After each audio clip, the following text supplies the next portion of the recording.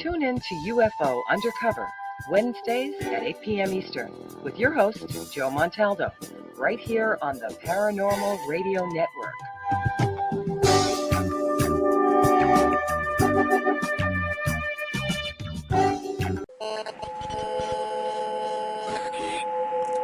What's out there? What creates the shadows in the corners or the creatures of the dark? Who are those on the other side? What do they have to say? This is the Gateway Podcast. This is not your normal style of paranormal talk radio. Brought to you live from United Public Radio Network, 107.7 FM New Orleans.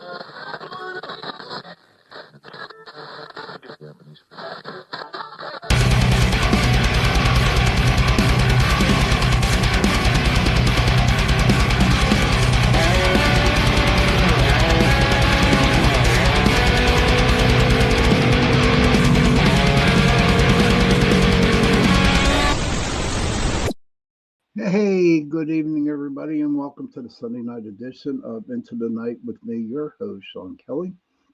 I want to thank UPRN Talk Radio, 105.3 New Orleans, 105.3 Mississippi, 107.7 New Orleans. How is everybody tonight? I'm doing great. Wild and crazy day today. Hey, Mark, good to see you. Heidi, much love to you too. Kurt, good to see you too, brother. I hope everybody's doing okay. Holly, good evening to you. It was a crazy day. Last Tuesday, we had some massive storms come in and almost destroyed Pittsburgh. Oh, and there was like over 700,000 people didn't have electricity. So today at work, it was a great deal. In fact, I think all supermarkets did it today. Everything a lot of people lost food too, okay, because of the electricity being out for like 4 or 5 days.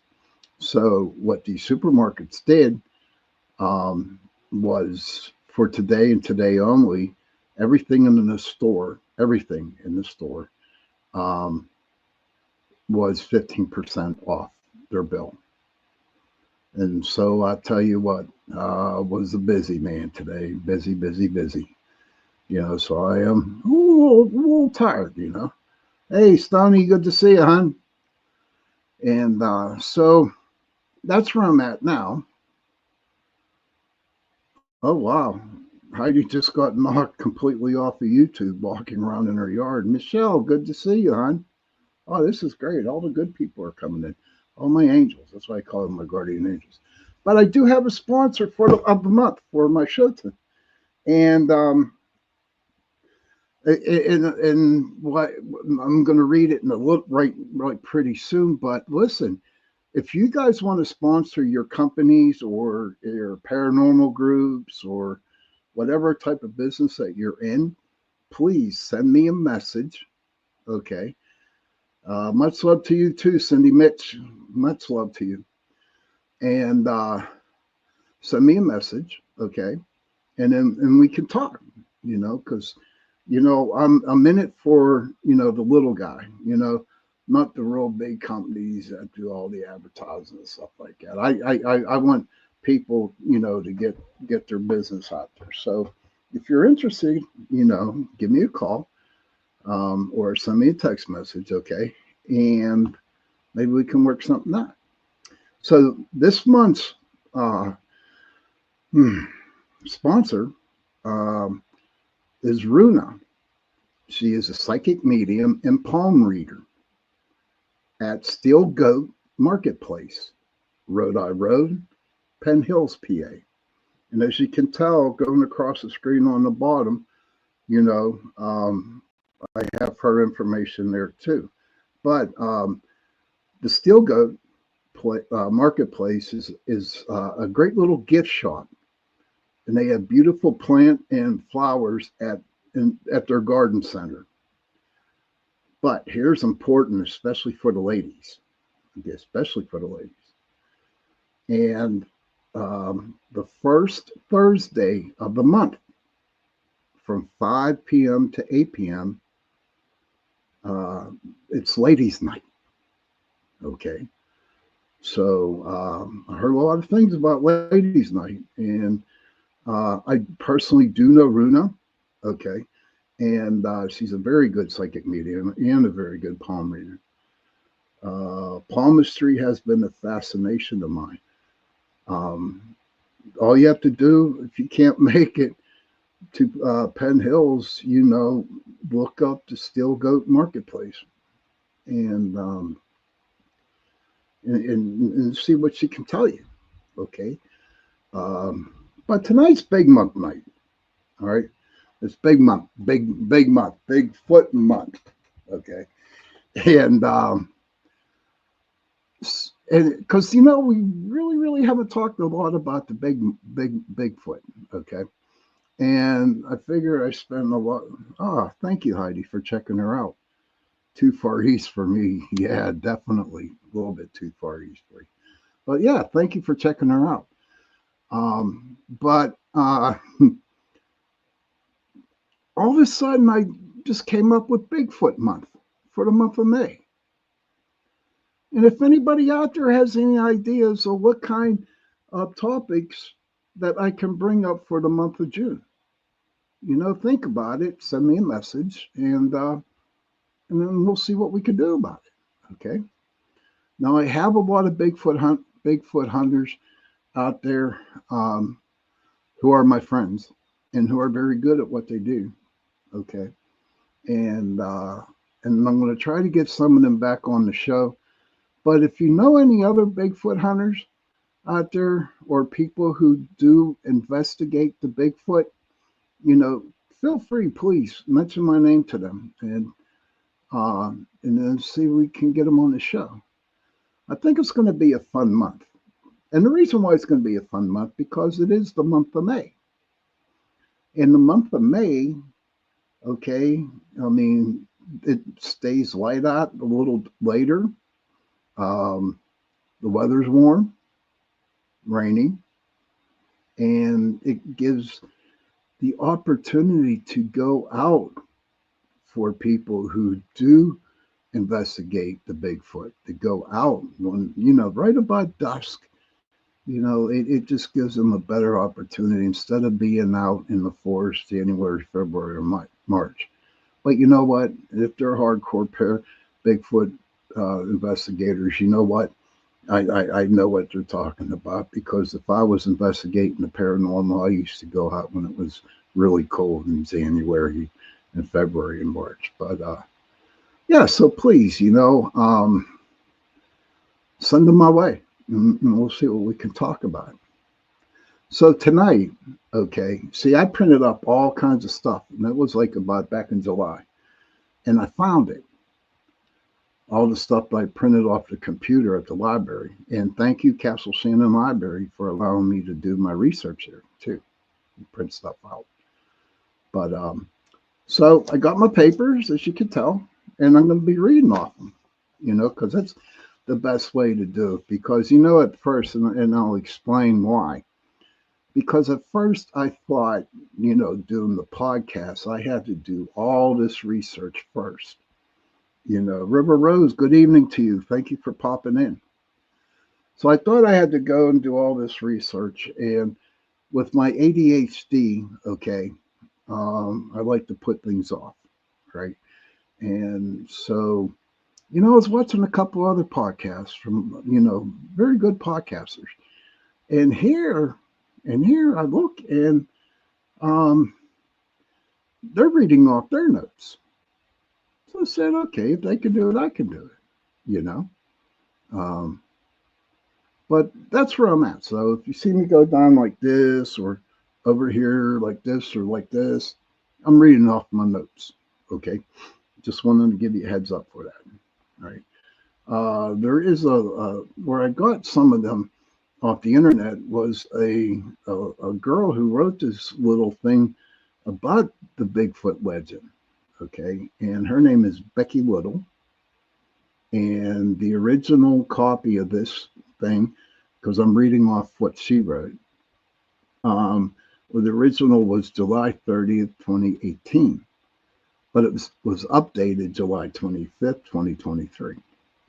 So what I'm going to try to do is see if I can contact this Becky Little and see if I cannot get her on the show. That would be pretty cool. I would think so. I would think. But here we go. I hope everybody's ready. How the Bigfoot legend began. And if you have any questions or if you have any things or thoughts you want to share during this show, hey, Tim Vocal, hang around, brother. Hang around. This is Bigfoot month, buddy. You want to come on the show someday this month? I'd appreciate it if you can or not. I'd like to have you back on the show because the last time Mr. Vogel was on the show, it was a very, very good show. But so again, for people who are just popping in, the month of May is Bigfoot month here on Into the Night with me, your host, Sean Kelly.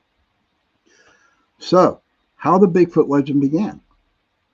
A little small news item in 1958 led to the modern version of the mythical wild man. Thank you, Tim. I appreciate it. I'll send you a message.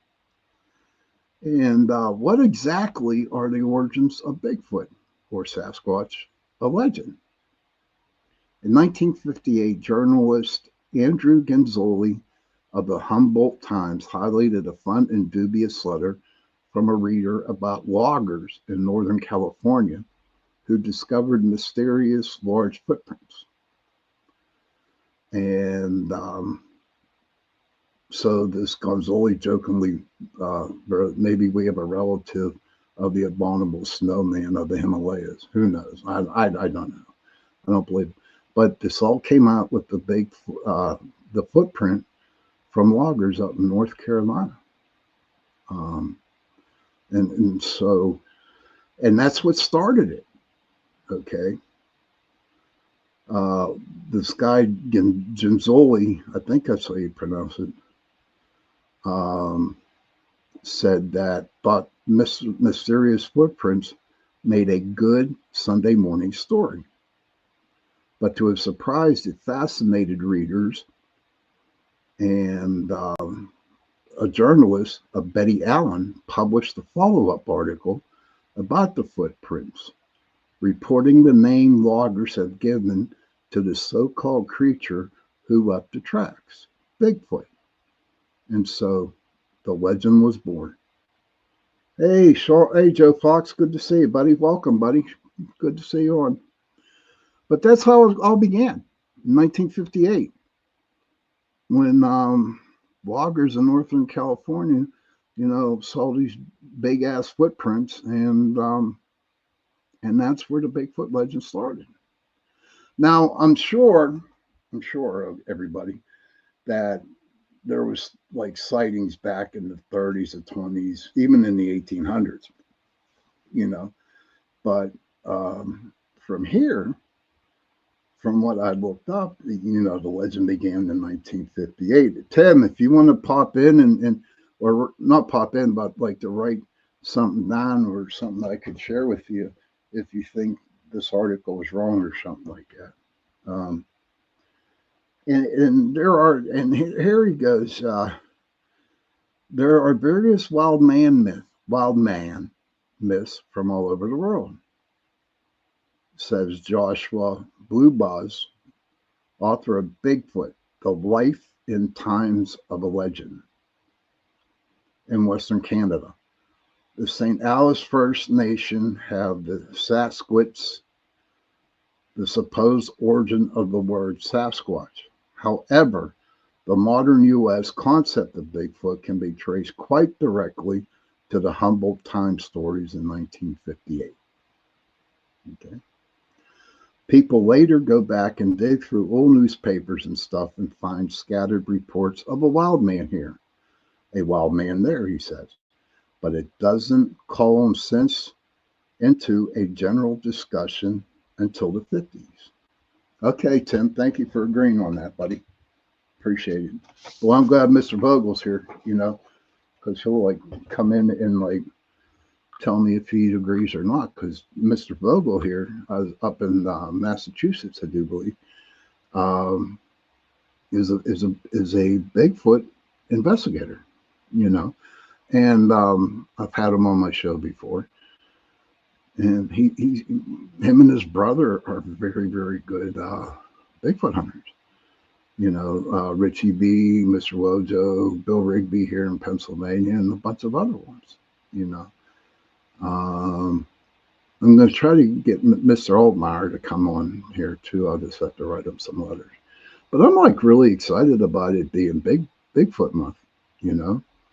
I'm surprised Squatchman hasn't come in yet, but I'm sure he'll pop in every now and tonight, hopefully, if he's doing okay. But I think that's kind of interesting. Okay, thinking about it, that back in 1958 in a newspaper article about loggers saying by showing this picture of a foot, and a Bigfoot and how it took off. That's craziness, man. That's craziness. That's just like a person seeing a ghost on the USS North Carolina, down in North Carolina. The battleship North Carolina. Somebody saw a ghost, and all of a sudden, boom, it's a good place to go investigate, just like Eastern Penitentiary out in Philly, and anywhere, But I guess that's how it all started. And it's how it all started. Thank you, Kurt. Kurt said he just asked Bill if he would come on if he wasn't busy this month. Thank you for doing that, Kurt. Thank you. So on to the stuff, my papers. Okay. Maybe you might know this guy, Tim. Jeremiah Byron, host of Bigfoot Society podcast, believes Bigfoot are omnivores, stating they eat both plants and meat. I've seen accounts that they eat everything from berries, leaves, nuts, and fruit to salmon, rabbit, elk, and bear. Ronnie LeBlanc, host of Expedition Bigfoot on the Travel Channel, indicated he has heard anecdotal reports of Bigfoot allegedly hunting and consuming there. And for that message there, I've heard that a lot, many times too. Fred Saluga. Okay, thank you, Kurt. Yeah, he's a good dude. He's good dude, Kurt.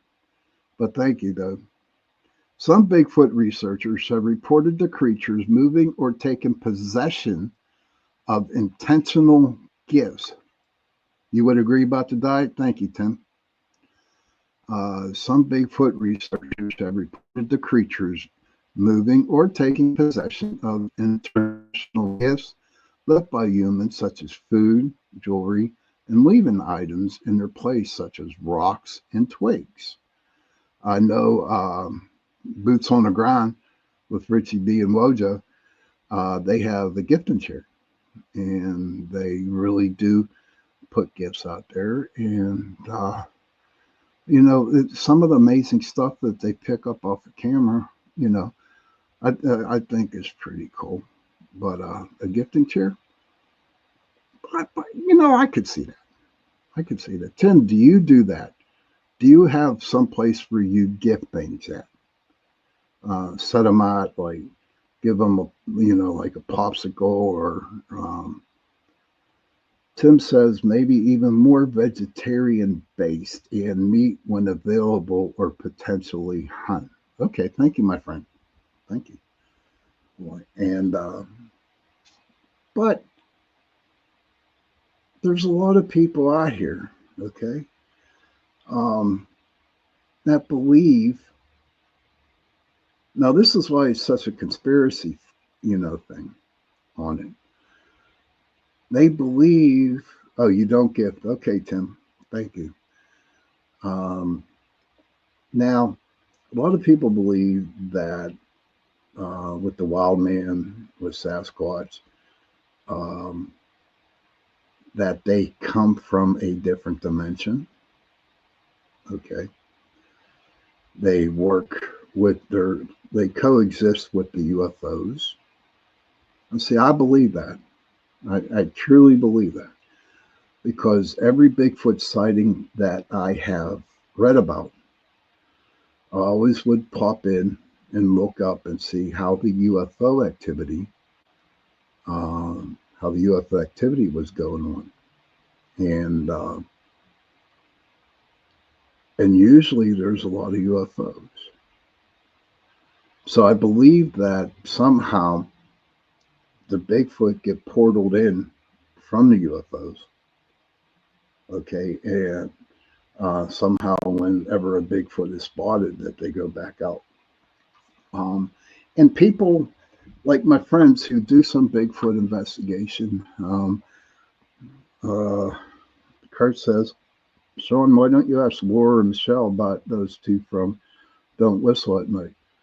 That new show was on today. Those guys had an interesting show today. They would come on. Awesome. I would have to ask them.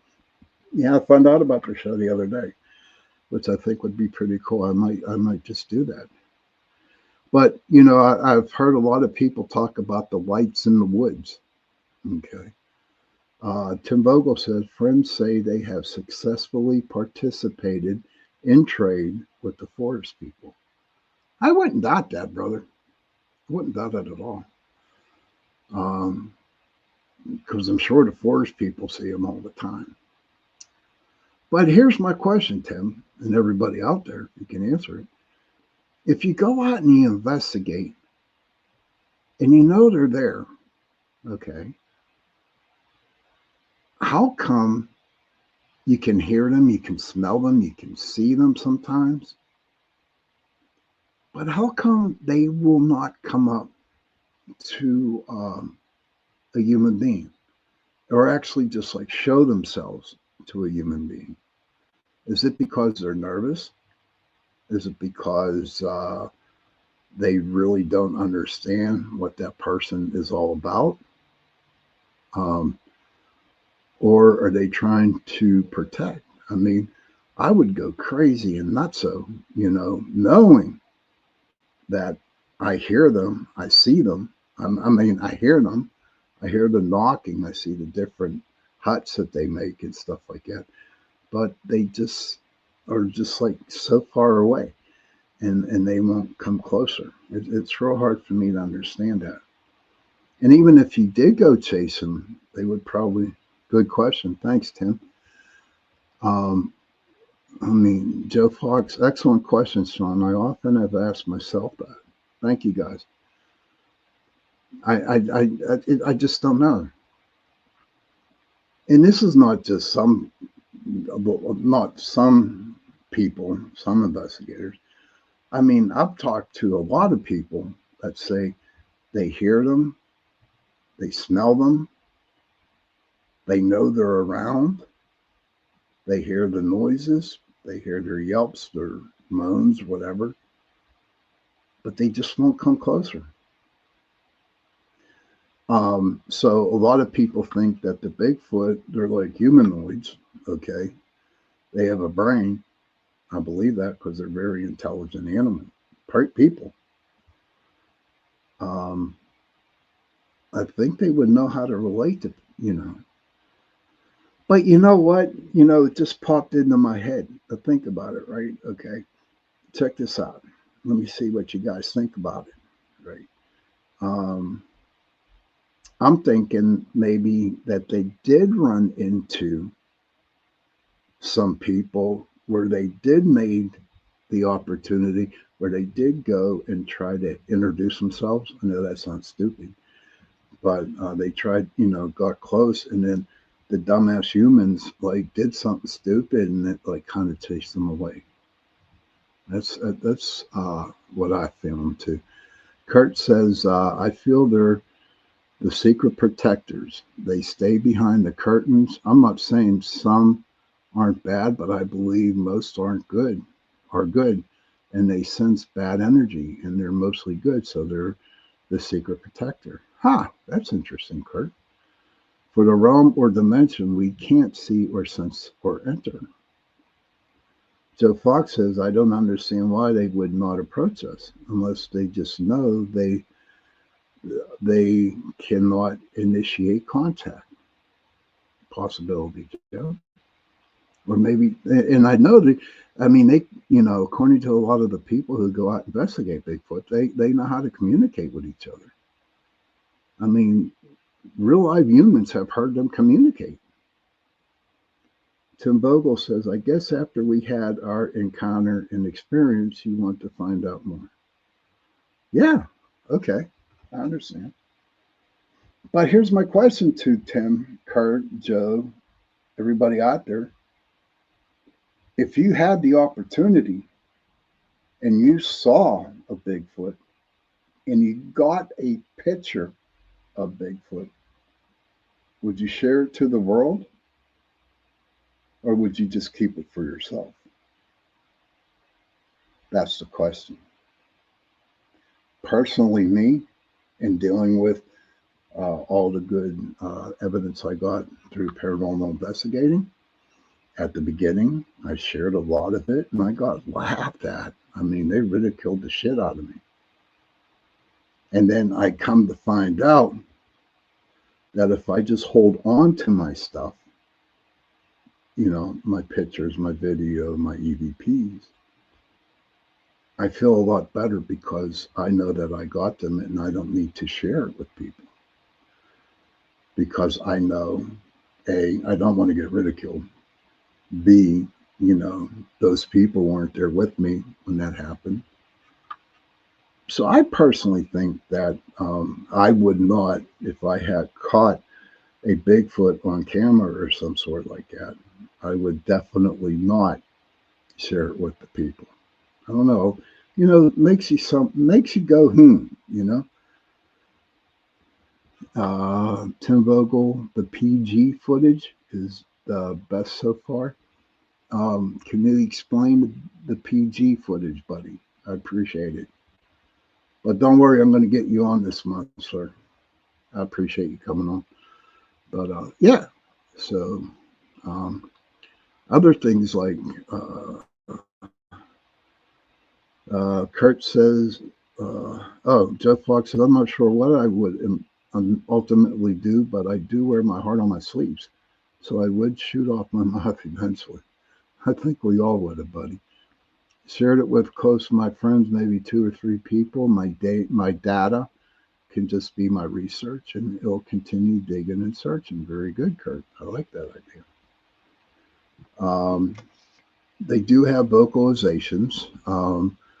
Their howls, their screams, their moans, their grunts, their whistles, and even a form of supposed language that have been reported and allegedly recorded. Some of these alleged vocalization recordings have been analyzed by individuals such as retired U.S. Navy cryptologic linguist Scott Nelson. He analyzed audio soundings from the early 70s said to be recorded in the Sierra Nevada mountains, dubbed the Sierra Sounds, and stated it is definitely a language, it is definitely not human in orange, and it could not have been faked. Les Stroud has spoken on a strange vocalization he heard in the wilderness while filming Survivor Man, that he stated sounded primate in origin. A number of reports of Bigfoot encounters have resulted in witnessing claiming to be disorientated, dizzy, and anxious. What do you think, Joe? What do you think, buddy? What do you think, Mr. Vogel? A number of anecdotal reports of Bigfoot encounters have resulted in witnessing claiming to be disorientated, dizzy, and anxious. What do you guys think of that? Joe Fox, Kurt says, The Joe says, now if I found Civil War gold, I'd take it to my grave. I would too now, Joe. I'd take it to my grave. I wouldn't share it with anybody. But while we dwell on that question, you guys want to think about it. Um, do people get disorientated? Do they feel dizzy? Do they get anxious when the Bigfoot's around? I don't know. And some of these questions I will ask my people, my guests, this month. So so we'll just see.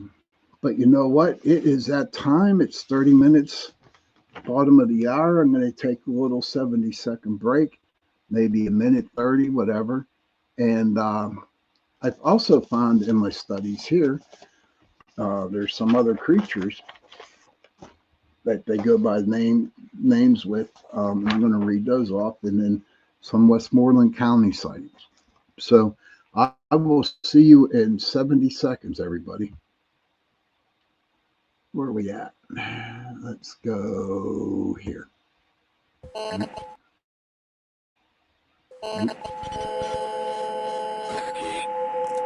What's out there? What creates the shadows in the corners or the creatures of the dark? Who are those on the other side? What do they have to say? This is the Gateway Podcast. This is not your normal style of paranormal talk radio. Brought to you live from United Public Radio Network, 107.7 FM New Orleans.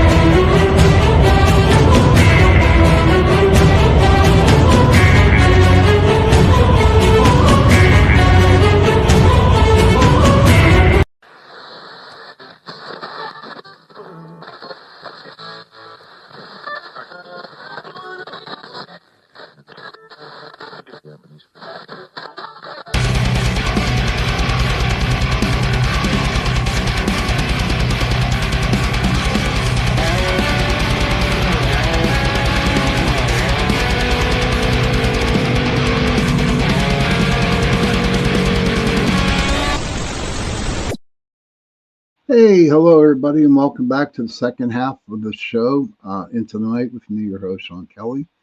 I want to thank UPRN Talk Radio, 105.3 Mississippi, 107.7 New Orleans, for allowing me to give you an hour on this show, Sunday nights and on Tuesday nights from 8:10 to 9:10 p.m. on this platform. Don't forget my friend CW. She has the Gateway Podcast, and that's on Tuesday nights at 9:10 to 10:10 p.m. And then I got my friend Lori Lee Potvin. She has Monday nights from 6 to 8 called The Angel Rock. And she also has a new Thursday night show with Kelly. I'm sorry, girl, I forgot your name, so you can beat me up if you want. That's Thursday night, 6 p.m. to 8 p.m. So we were talking about Bigfoot.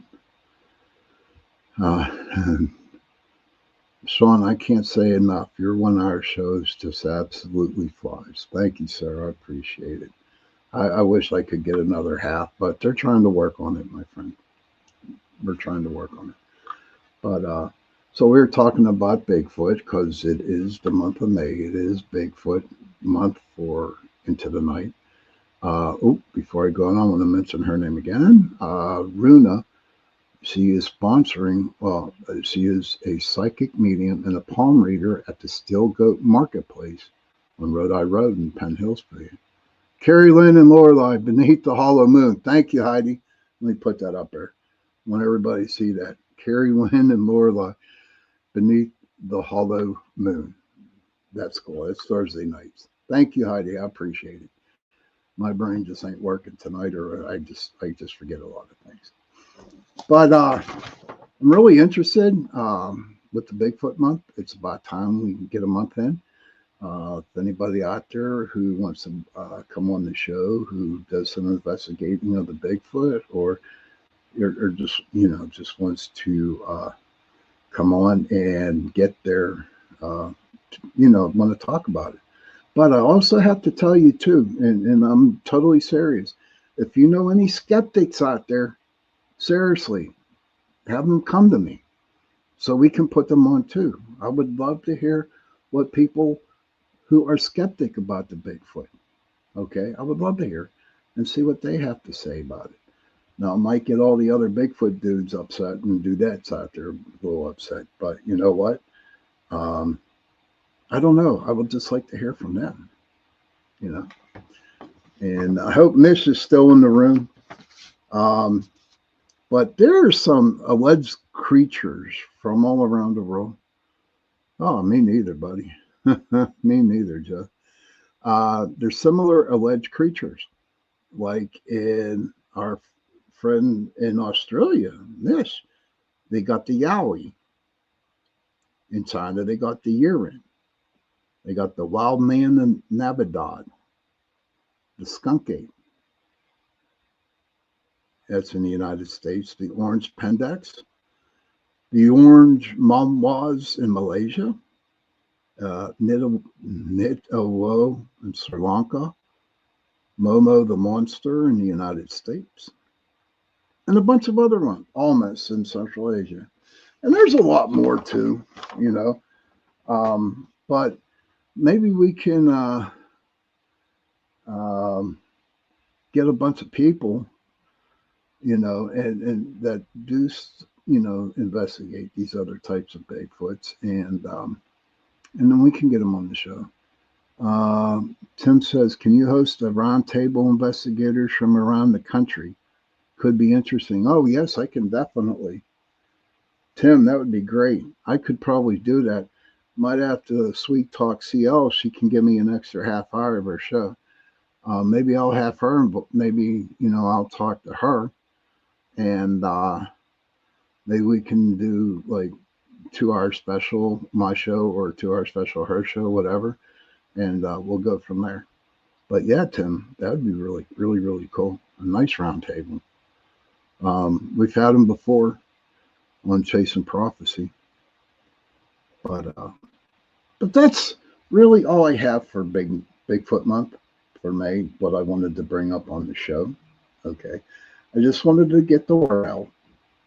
Okay, and so everybody out here can tell every one of their friends, especially their Bigfoot buddies, that this is Bigfoot month and to come on Sunday nights and Tuesday nights, um, and watch and just watch the show.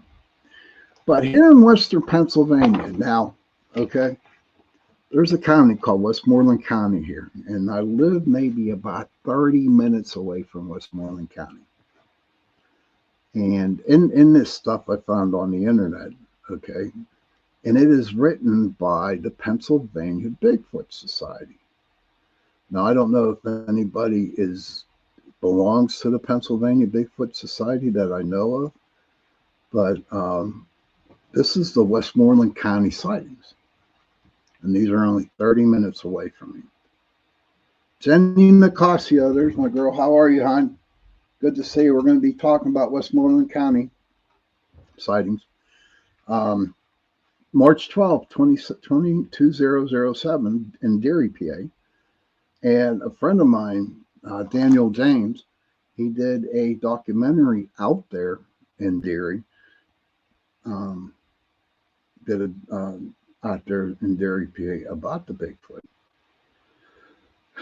Heidi says New Hampshire Bigfoot Society, Kelly Porter. Okay, thank you. So March 12th, 2007.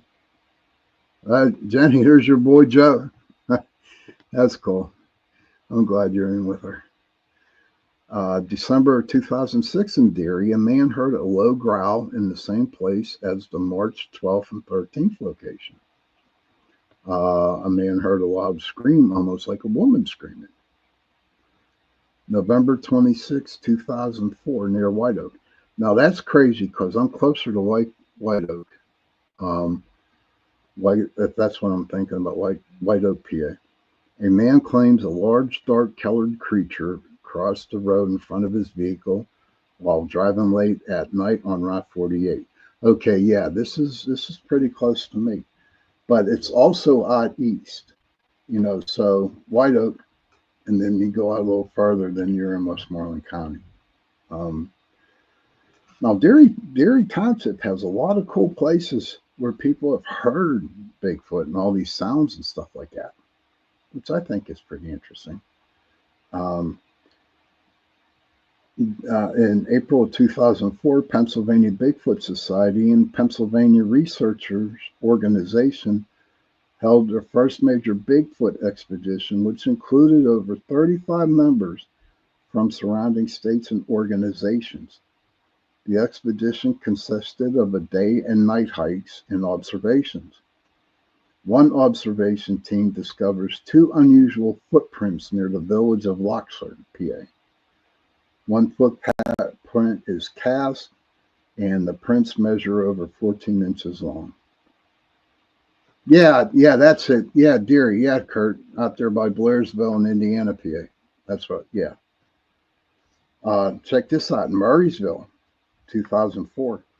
A man reports his neighbor witnessing a tall hair-covered creature running through his yard past the man, crossing a road in front of a car, and disappear in the woods. And several days later, a female witness also claims she almost hit a tall, hair-covered creature in the same vicinity. All right, brother. Let me see. Chestnut Ridge area.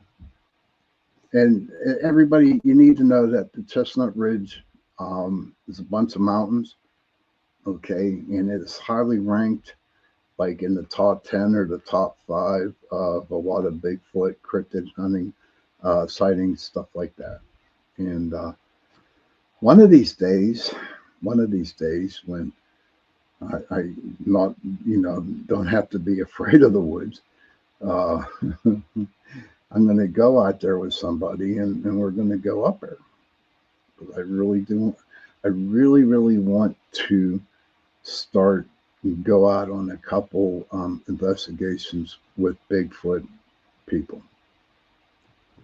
Tim Vogel says NHDS Kelly Mike doing good stuff up there. Okay, I'm going to have to get them on. I'll send them a letter. In Greensburg, August 30th, at the same location, a large 5-toed print had been found in the yard. A large creature had gone through their garden, pulling up zucchini plants and tearing out tomato plants. Screams were heard that turned into baby cries and then back to screams. I mean, Tim, is that true? Tim, seriously.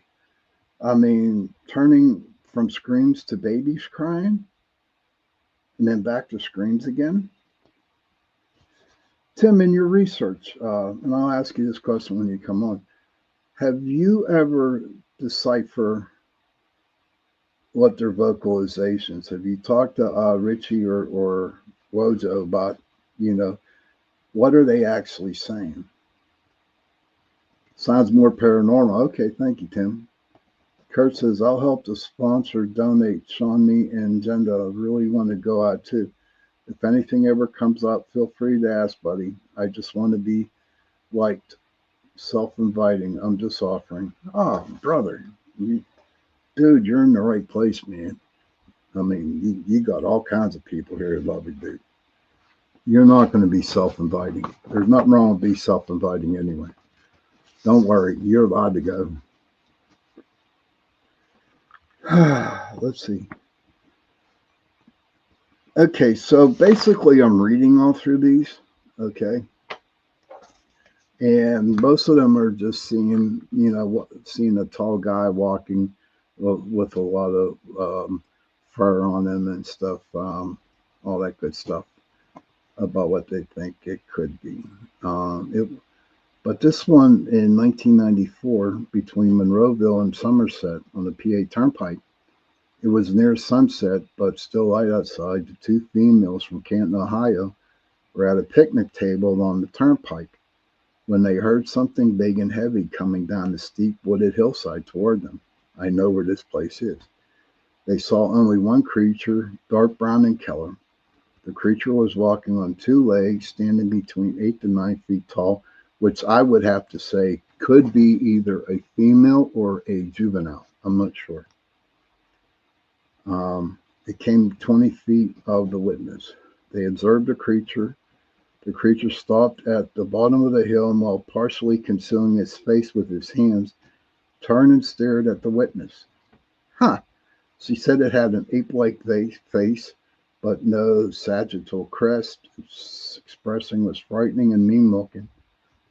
It had large, piercing eyes, a flat nose, a large mouth showing some teeth, large hands with 5 fingers, and male genitalia. No odors were noticed, and they didn't look for footprints. What do you think, guys? Could it have been a Bigfoot? Could it have been, not too many zoos around here, so I would have to say it's Bigfoot. But I'm all pumped up for this month. Okay, I really, really am pumped up. Getting pretty close time to the witching hour here. And is there anybody out there that has any questions? I'm writing those names down that people have suggested to me, and I'll get a hold of them. But I'm glad that Mr. Vogel said that he'll definitely come on. Joe Fox, I'm approximately 50 miles from the New York border, surrounded by deep, thick woods. So many sightings reported here, it just blows my mind. Have you actually heard the screams and the shouts? Heidi says, I always wonder about people's perception and how many people see the same thing but see it differently. That's pretty interesting, Heidi. There's so many things. It's just like when you say that, Heidi, it's just like, if you're investigating the paranormal, right? Is it what people want to see? Me and Heidi and Joe could all 100%. Thank you, buddy. Thank you, Tim. And it's just like me, Joe, and Heidi sitting, on a park bench, and we see something coming toward us, and more than likely we'll have like 3 different stories going on. So it is kind of hard to understand things like that. But we are getting close to the end of the show. Okay. Don't forget, you can catch me on Tuesday nights from 8:10 to 9:10 p.m.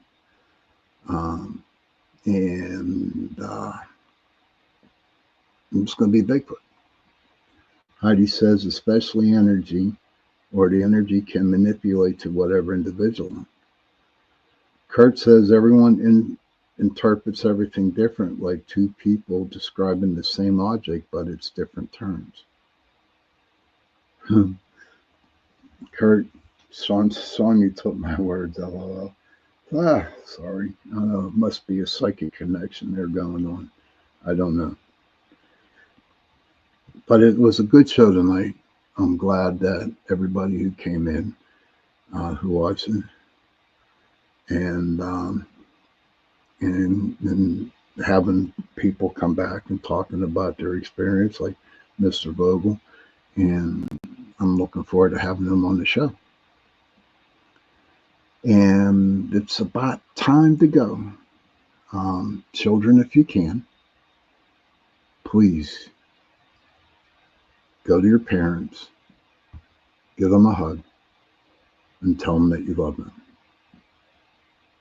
And parents, please go to your children, give them a hug, and tell them that you love them. And if you have no parents, If you have no children, find somebody and give them a hug and tell them that you love them. Because those 3 words, I love you, go a long way. Good night, everybody.